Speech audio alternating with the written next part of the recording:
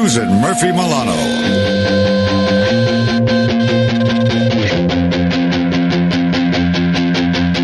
Step back, I've been thinking about leaving you behind.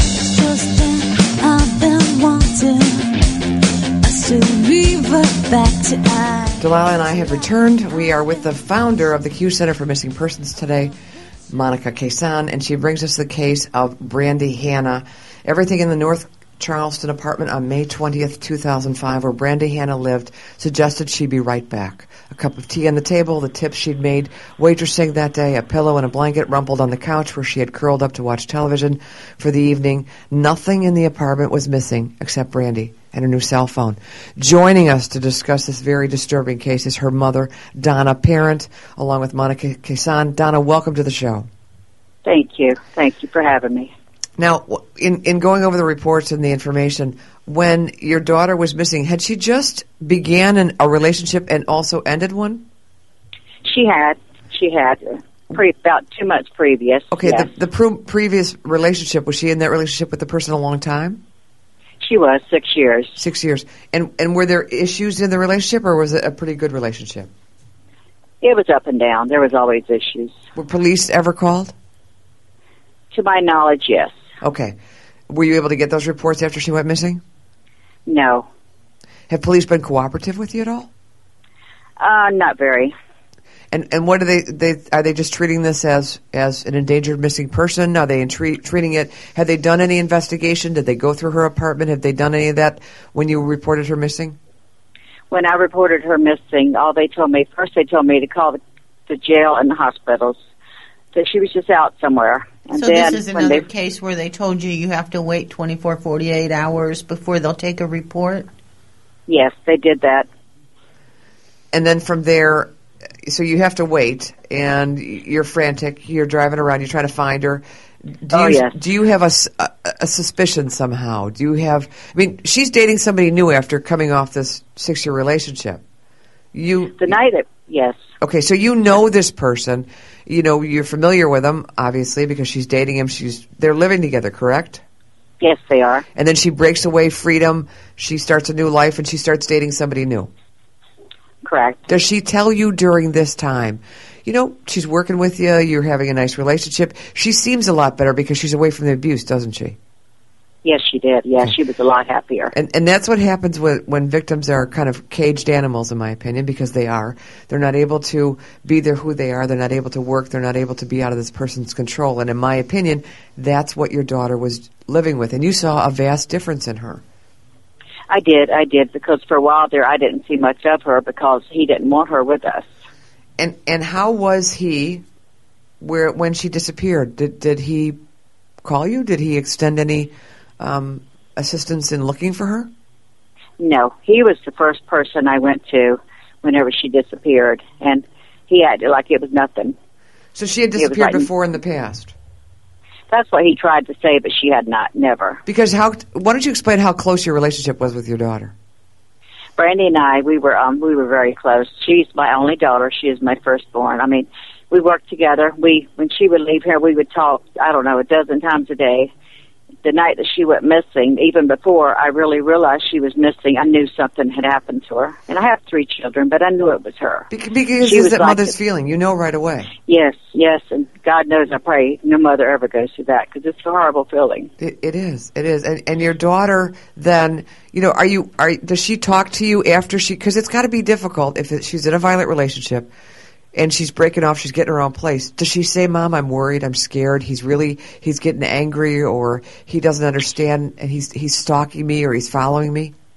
Yes, he was stalking her. She told me every time, because I told her, I said, I'll go to the police, but she was scared to do that. He was stalking her, and the police knew he were.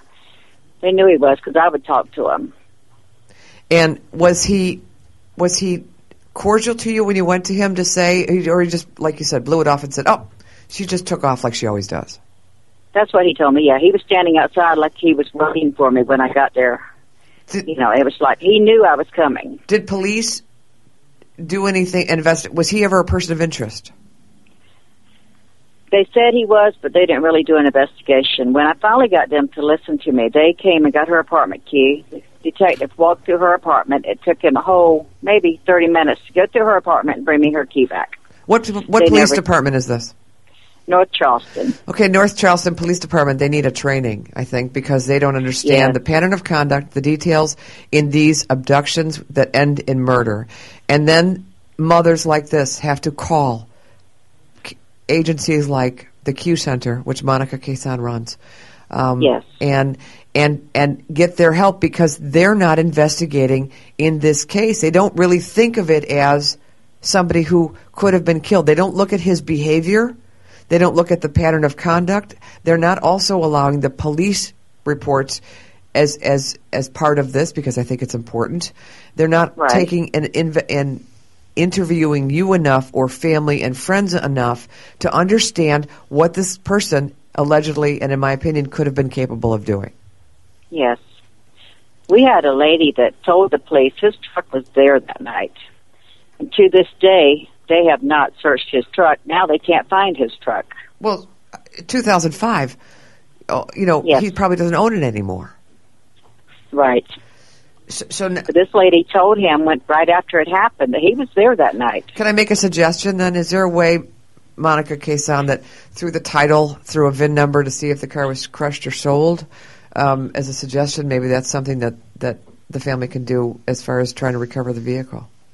Oh, absolutely. If we have, the VIN number, we did that a couple years ago in the case of Scarlett Wood, which we knew and believed that her body was transferred in that vehicle. So that became my mission to find that vehicle, and we've tracked it through 3 different loan places and all the way to impoundment place that crushes cars up in Roseboro, North Carolina. And just so happened when I called, the man was very forthcoming because I had actually found his grandson a few years ago for him, and he said, for you, I'd put it on a flatbed and bring it to you. And I said, no, let me get the police and go get it, and they in fact did. It was not long after that Scarlett's remains were recovered and, a successful arrest, but that car played a huge role in the forensic part of her, as well as the hotel room that we went in and rented and made police come and process. How difficult is it? And this is, we're all pro law enforcement. Some of our best friends are law enforcement and judges, and this is not a bashing night, but No. How difficult is it when you don't have a lot to work with, when you have to work with investigators and say, please, there's more to this than this? How difficult sometimes is it in these kind of cases to get some press, some coverage, and some further investigation that this family needs and deserves? Well, in Brandy's case in particular, the case needs an entire overhaul. There are things that still can be done, that should be done, and need to be done, and that's been one of, I think Donna's whole issue with the case is that as she's educating herself in the world of missing persons, and as she's finding out other information because of the place that she works is a place that there are a lot of people that come in and out and bring her information. In addition, everything needs to be checked into, so there are a lot of things that still can be done, and the one thing that you have going against in Brandy's case is that one of the person that we believe that had information, in our opinion, that he's dead now. And so we've lost that opportunity there, but I still believe... Did he die under normal circumstances? Or suspicious? No. He had a massive heart attack. Okay. Yeah. But he was definitely, I believe, law enforcement, and correct me if I'm wrong, Donna, that he was one of the main people of interest. Yes. And so he held a lot of answers that we needed, but he was never pursued hard. It was just like, it was like a lot of pampered things in this case when people were pursued. It was just like, well, come talk to us at your convenience on Tuesday at 3 o'clock versus let's go to your work and pick you up and take you in. The former boyfriend, is he still alive? No, he is the one that died. Okay. So I would think it'd be pretty easy to go ahead and try to trace that vehicle and see if there's something in that vehicle from that, because if the truck was there that night, pattern of conduct would dictate that he was there. If somebody saw it, can pin it there. And then from there, try to get your clues. Monica, have you gone out? I know you've been doing campaigns on this. Have you also done searches for this family? Oh yeah. Yeah, we've done quite a few searches, and it's and we did a lot of our searches based off of information surrounding him. But again, there are still many things information that needs to be had. And because my thing is, now that he is dead, maybe there are more people willing to tell something else they know, and that's where you go. You go to those key people and start applying pressure to them, because if in fact he has anything to do with this, he's gone now, so the next person with the information is really the person you need to be targeting. Donna Parent, was that person in a relationship with somebody else after your daughter disappeared? Did he have a relationship with somebody else? Yes, he did. Yes, he did. And you know who this person is? I actually received an email from her asking me if I really thought that he was capable of hurting her. And she came to town, and I did my darndest to get that girl to talk to me and open up, but it just wasn't enough, because his brother is still around, and the threat of his brother was enough she kept her mouth shut. You know, we always say this. We're going to come right back, though, with Monica Quezon and Donna Parent, missing mother of Brandy Hanna, and she disappeared on 5/20/05 from Charleston, South Carolina. We'll be right back. Hi, this is Michelle with La Bellamy Vineyard. You're listening to Hear Women Talk Radio on the Zeus Radio Network. This is Donna Tyson, your host for Rivers of Faith. Are you looking for a great inspirational book for a daughter, granddaughter, or a special friend? Then check out my beautiful children's book, The Red Bow. Its message of positive self-esteem and the power of a smile is guaranteed to touch hearts and make a difference. Just go to my website at www.drtyson.com and you can order online. That's www.drtyson.com to order The Red Bow online. Have a Red Bow Day. Hello, race fans. This is Jeff Gilder, creator of RacersReunion.com. When you're in Myrtle Beach, check out my favorite, the Caravel Resort. The Caravel Resort has a golf department and concierge with golf privileges at virtually every course on the Grand Strand, including the coveted Dunes Club. And ladies, pamper yourself with Caravel's Studio Spa, featuring services such as Swedish massage, heated stone therapy, reflexology, manicures, pedicures, facials, and more. Awaken your senses with the most requested massage and spa therapies. The Caravel Resort, Myrtle Beach, South Carolina, 800-507-9145. Get the best rate on the Grand Strand when you use promo code RACERS at thecaravel.com. 800-507-9145. Hi, this is Deb Coletti, your host of Life on Purpose. Join me at my new time, Wednesday, 1 p.m. Eastern Standard Time on Hear Women Talk Radio Network. This year brings a whole new lineup of guests, fascinating women and men sharing their journey to a life on purpose. Unscripted, uncensored, but always entertaining. Tune in to Life on Purpose every Wednesday at 1 p.m. Hi, this is Jessica Dorvaj, host of the Where is My Guru show, and you are listening to Hear Women Talk Radio. Blazing the trail, the Jane Wayne of justice is circling the courthouses of America, speaking up for those who have been silenced. Susan Murphy Milano declares, time's up. And now, back to Susan Murphy Milano, because there's never too much Susan Murphy Milano.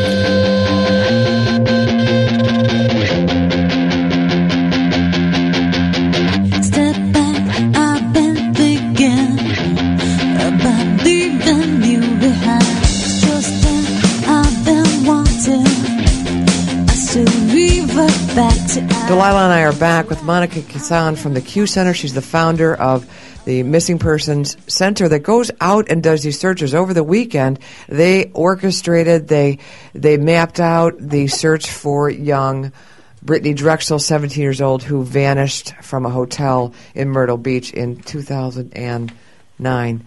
And they're coming up on the anniversary of that in April. And for people that don't understand what searches are, they are a very long process of people from around the country, law enforcement, horses, dogs, cadaver dogs, people, volunteers. Some of this searches involves other family members who have yet to find their loved ones coming on. And the Q Center, headed up by Monica, they go out and oftentimes, because of the tips, because of the information that you provide to law enforcement and or the Q Center, they recover the remains and bring these loved ones homes for their family. And this is very important. And we're talking about the Brandy Hanna case, who vanished on 5/20/05 from Charleston, South Carolina. We're talking with her mother, Donna Parent. And I just want to, leave a little message here, because Delilah, for those that you can't see off of live stream, is rolling her eyes. The man who's highly suspected of having something to do with Brandy Hanna has passed. And the brother, apparently, whose initials are D as in dog, M as in Mary, A as in apple, really probably stands for, dumb macho asshole, because that's what he is. He's scaring people and saying, you leave my brother alone, he's gone. Well, buddy, why don't you come after me? Let me know when you're going to be at the restaurant. I will make sure, because I'm in Myrtle Beach right now, I will be happy to drive. And you can tell me this, because your brother, in my opinion, did have something to do with it. And for you not to bring justice or threaten a mother who's trying to bring her daughter home, you need, a lesson. I was going to say something else, but I didn't do it. You do, and I'm very serious. And that's what's so important about these cases. She was going through a situation. She left a violent relationship, and all the family wants to do is find this person. It's not pin the tail of the donkey of the crime here, buddy, if you're listening, the brother. We know that in a relationship that he had after, there's somebody that knows something. There's people out there that go to the restaurant. There's people out there that have information, and particularly this girlfriend who he saw afterwards, she knows.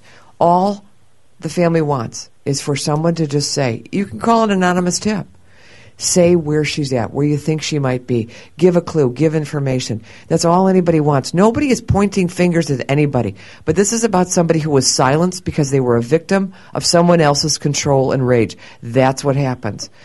Monica, what other things can people that are listening right now do to help with this case?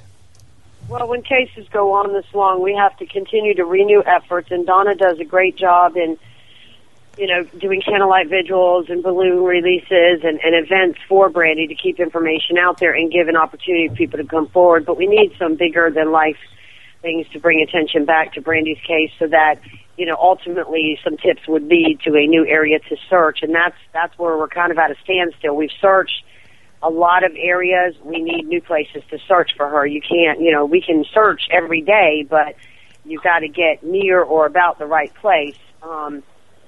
So that's what we really need in this case. I remember Donna last year calling me, and we were talking, and she said, do you think that Brandy will ever be found? And it was a tough question to answer. I believe every missing person has an opportunity to be found, but it's the investigators and the teamwork of the community and the families working together to bring forth good information to get us to that place to find that person. So I do believe every missing person is capable of being found.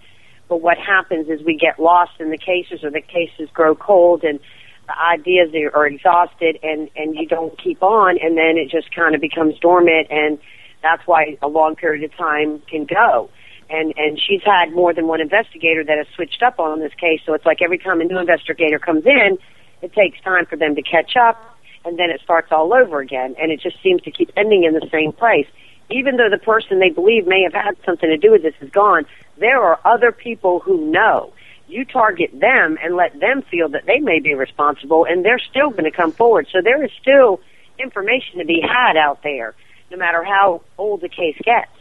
And that's all we're asking, is that, that it be reviewed, that a new set of eyes gets on it, and that a new effort, not only a new set of eyes, but a new effort starts to re-interview people, lie detector tests, go back and whatever you didn't do the first time, do it now, and just start closing up some of the gaps in this case. Donna Parent, what about your daughter's friends, town friends, people at the restaurant? Have people, helped on these searches? Have they offered their assistance to you? Have they provided any information that you feel has made you understand or know what happened that night? Well, Brandy was a very quiet, private person. She didn't go out a lot. She was a homebody, so she didn't really have a lot of friends. And then as far as searches, until Monica came to town in August of 2005, the police had not even conducted a search.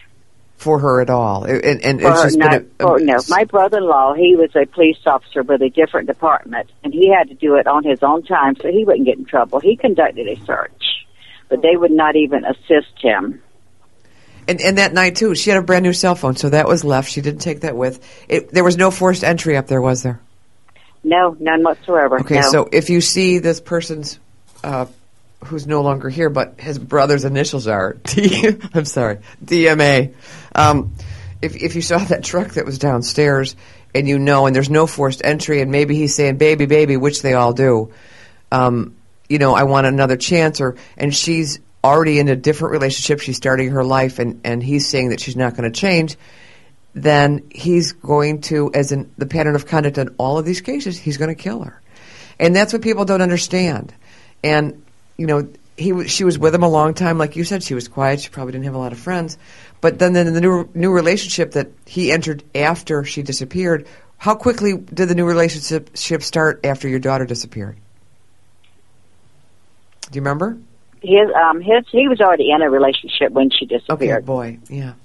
Angry again because it's still his Susan, problem. one thing I want to throw out there too is I remember in the onset of Brandy's case that there was a cell phone ping involved, and I remember investigators at that time said they really couldn't get it tracked or what have you. And in 2005 we were a little bit further behind times than we are now, but I actually just simply called the cell phone company myself, and they were able to identify which tower.